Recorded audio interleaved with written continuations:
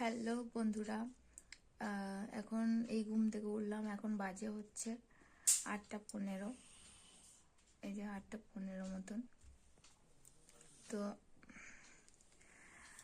Brush trash করে ঘরটা একটু ঝাড় দেবো, তারপর ঘরটা মুছবে। তো আজকের ব্লগটা এখান থেকে শুরু করছি, দেখতে থাকো। তো এখন স্নান টান করে ছেলেকে খাইয়ে ও এখন খেলা করছে, আর আমি এদিকে কাজগুলো সব সেরে নিচ্ছি। তো দাদা আজকে নিম গাছে উঠবে। একটা নিম গাছ আছে এখানে, ছোটো ছোটো পাতা বেরিয়েছে, নিমগুলো খেতে বেশ ভালো হয়। তো নিম গাছটা হচ্ছে এখান থেকে বোঝা যাচ্ছে নাকি, দাঁড়াও দেখাচ্ছি তোমাদের। এই যে নিম গাছটা, এই নিম গাছটা ছোটো ছোটো প্রচুর কচি পাতা বেরিয়েছে। তো এই গাছটায় যেতে গেলে ওই পাশে যেতে হবে, দিয়ে ওই পাশ থেকে নিম পাতাটা পাড়তে হবে। দাদা সেজন্যই গেল ওই পাশটায় নিম পাতা পাড়তে। ছেলে আমার খেলা করছে, বাইরে চলে এসছে।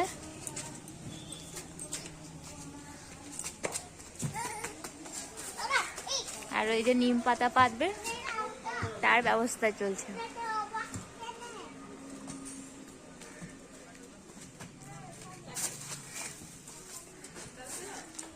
চাবি কি হয়েছে কি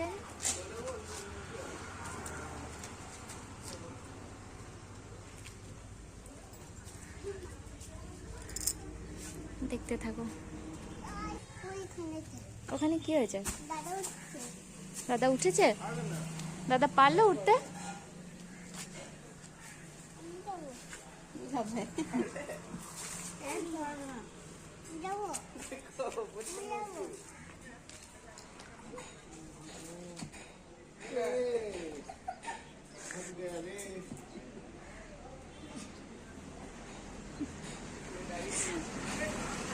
কি অবস্থা দেখো দাদার, শরীর ভারী হয়ে গেছে। ওইদিকে বুঝু, ওই দিকটায় ও এখন জেঠুকে দেখতে ব্যস্ত।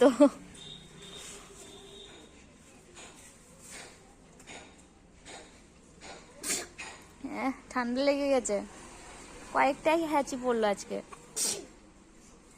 অবশেষে পেরিয়ে গেল নিম পাতা পাড়ার জন্য।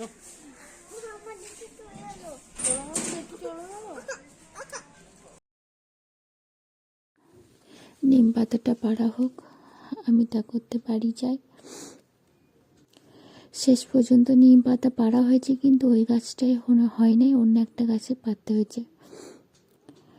পাতাগুলো একটু বেছে নিতে হচ্ছে, কারণ ছোট ছোট ডালগুলো তো খাওয়া যাবে না, ওগুলো শুধু পাতাটাকে নেওয়া হচ্ছে। দিয়ে এটাকে শুকনো কড়াইয়ে একটু নেড়ে নিতে হবে, দিয়ে বেগুন দিয়ে ভাজতে হবে।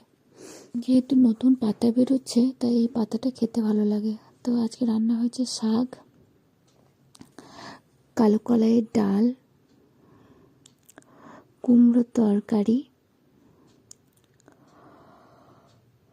আর তোমার নিম ভাজাটা হচ্ছে। এই যে পাতাটা ভাজা হয়ে গেছে, আর বেগুনটা ভাজা হচ্ছে, ভাতটা হয়ে গেছে।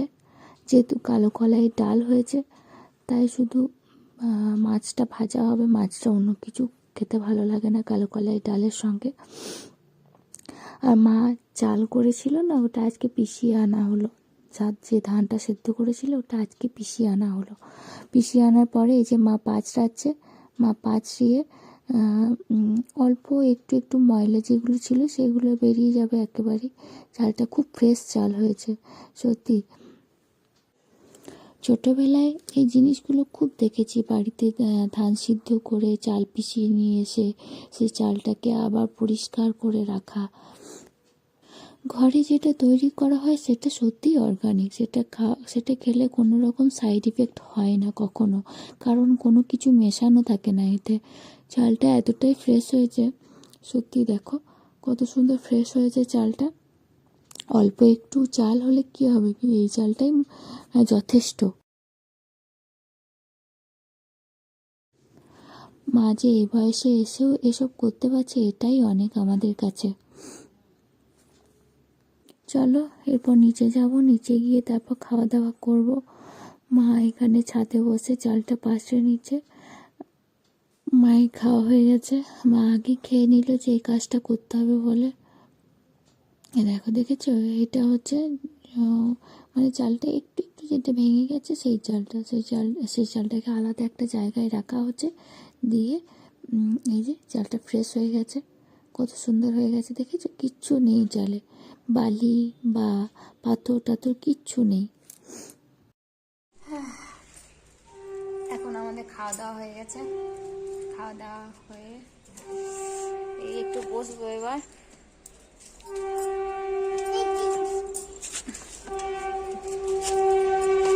আর বৌদি কি করছে দেখো এদিকে।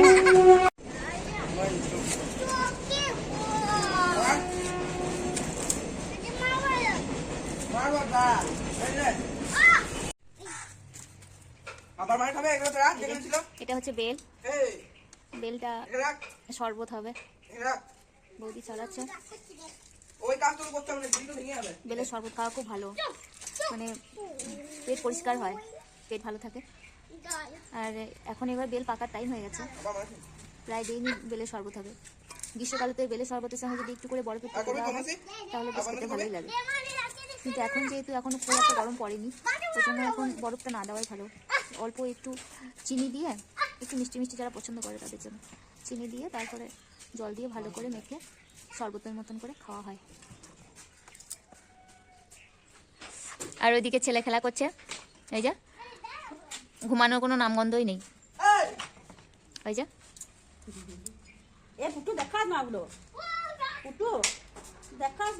এটা হচ্ছে ডাঙ্গুলি খেলা।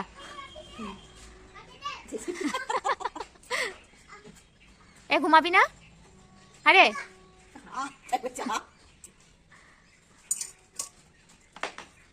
এ ঘুমাবি না?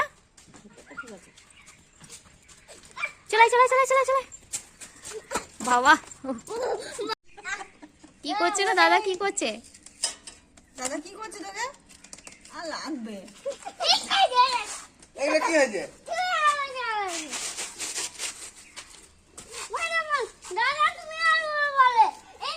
এই এই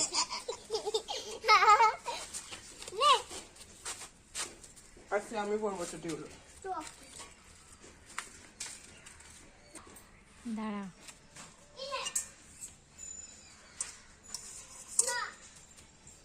চটকি কই তোর?